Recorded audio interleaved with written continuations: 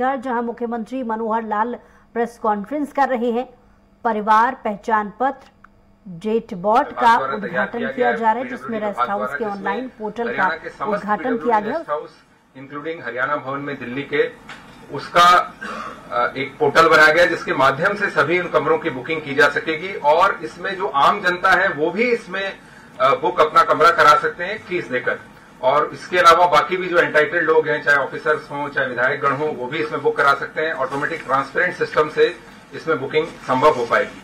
तो मैं माननीय मुख्यमंत्री से अनुरोध करूंगा कि माउस दबाकर इस पोर्टल का भी उद्घाटन करें।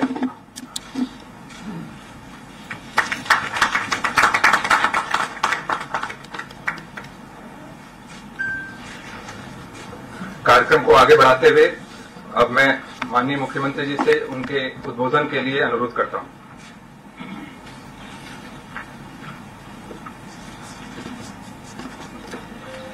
मित्रों, जैसा हमको जानकारी है कि हमारा हमेशा ही फोकस रहा है कि गुड गवर्नेंस, सुशासन, इसके आधार पर चीजों को आगे बढ़ाया जाए।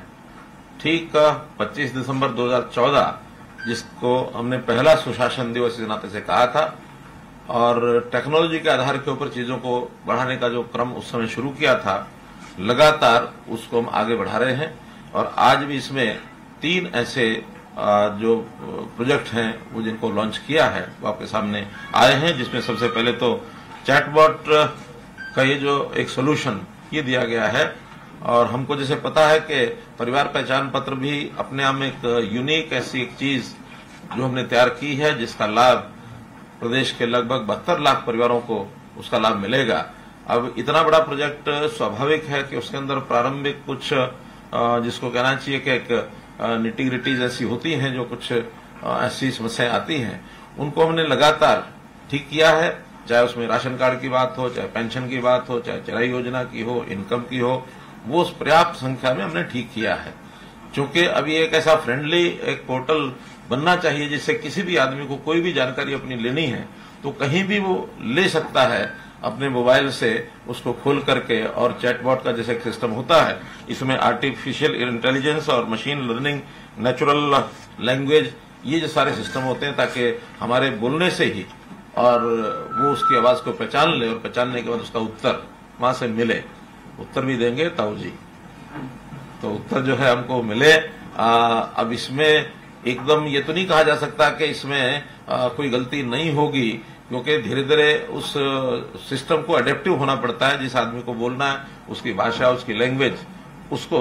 और ये सामान्यतः एक बार जो व्यक्ति अपना चैटबॉक्स बॉक्स खोलेगा और वही व्यक्ति बार बार पूछेगा तो उसके उत्तर ठीक आएंगे। लेकिन अगर एक ही चैट बॉक्स को मुझे लगता है अगर अलग अलग व्यक्ति जाके पूछेंगे तो लैंग्वेज की प्रॉब्लम कई बार आती है। अब ये प्रारंभिक चरण है, जो भी चीजें इसमें होंगी हमारे टेक्निकल लोग इस पर लगातार नजर रखेंगे।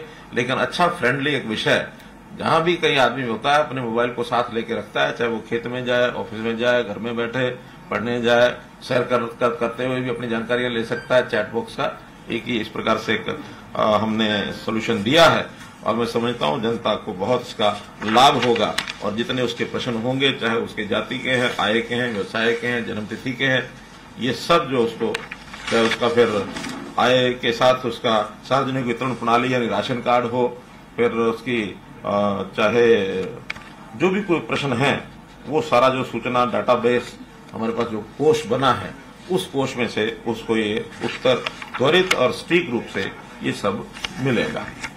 दूसरा जो हमने प्रोएक्टिव एक पोर्टल बनाया है वो दिव्यांग सेवा, दिव्यांग की पेंशन, ये सेवा। और इस सेवा में अभी तक दिव्यांग को पेंशन बनाने में काफी कठिनाई आती थी। आयु के हिसाब से तो 60 वर्ष की आयु एक गणना के हिसाब से ऑटोमेटिकली व्यक्ति की गणना हो जाती है, लेकिन इसमें शर्त है कि 60% उसका दिव्यांगता सर्टिफिकेट होना चाहिए।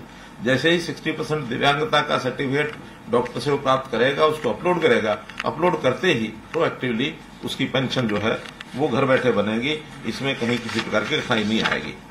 और जो तीसरा एक पोर्टल है वो हमारे यानी जो जितने भी रेस्ट हाउसेज हैं, चाहे वो दिल्ली का हरियाणा भवन है, चाहे फिर हमारा गुड़गांव का पीडब्ल्यूडी रेस्ट हाउस है, या पंचकुला का पीडब्ल्यूडी रेस्ट हाउस है, और जितने हरियाणा के लगभग ये 45 के आसपास रेस्ट हाउसेज हैं।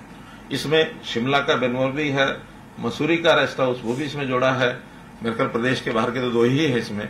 तो उन सबको जोड़ करके और जो भी व्यक्ति बुकिंग करना चाहता है उसमें जिनकी एंटाइटलमेंट है, अधिकारी हैं या राजनीतिक जो लोग हैं, विधायक, सांसद, पूर्व विधायक, पूर्व सांसद, वो सब कर ही सकते हैं, अधिकारी भी कर सकते हैं। इसमें पत्रकारों को भी जिनको उसकी एंटाइटलमेंट होगी वो भी उसमें अपनी बुकिंग हिसाब से कर सकेंगे। बुकिंग प्राइवेट लोग भी कर सकेंगे, लेकिन उसका एक सिस्टम बनाया है कि 15 दिन पहले उसके लिए प्राइवेट बुकिंग के लिए जो कमरे निर्धारित किए गए हैं उतने वो कर सकते हैं। 15 दिन से 7 दिन जब रह जाएंगे तो उन कमरों की संख्या और बढ़ा दी जाएगी। यदि वो आधे कमरे उनके लिए हैं, आधे कमरे जो एंटाइटल्ड लोग हैं उनके लिए। लेकिन एंटाइटल्ड लोग अगर बुकिंग नहीं कर पाते हैं, फिर भी कमरे बचते हैं, तो और कमरे फिर 7 दिन तक उसको